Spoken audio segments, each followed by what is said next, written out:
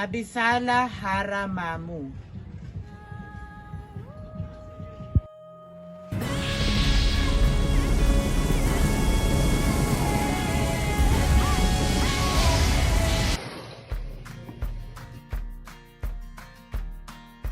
Ngayon naman ay paiilawin natin ang 0 na ang binary ay 000, meaning all negative yon.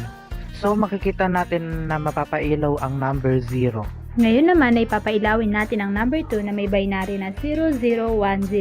Ang gagawin lang natin ay ililipat natin ang black sa negative at ililipat naman natin ang green sa positive. So makikita natin na napailaw na natin ang number 2. So ang next na number na ating pailaw is number 3. Ang binary nito is 0011. So ilipat lang natin yung green at black na wire sa positive at ang red at blue sa negative. So as you can see, umiilaw na yung figure number 3. So, ang susunod na number natin papailawin ay ang number 4. Ang binary code na to ay 0100. Yung red, green, at black ay nasa negative side and yung blue ay nasa positive side. So, as you can see, umiilaw na ang number 4. Ngayon naman, papailawin natin ang number 5, which is ang binary ng number 5 ay 0101.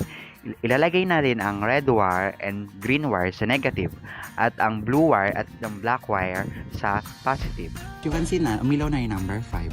Naman, ipapakita ko sa inyo paano umilaw ang number 6. Ang binary ng number 6 is 0110. Ililipat ko yung green and blue wire sa positive.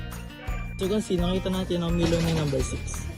Ngayon naman, ang papailawin natin ay number 7. Ang binary number is 0111. Ililipat natin yung black wire to positive. You can see, umiilaw na yung number 7. Ngayon naman ay papailawin natin ang number 8 na ang binary ay 1000.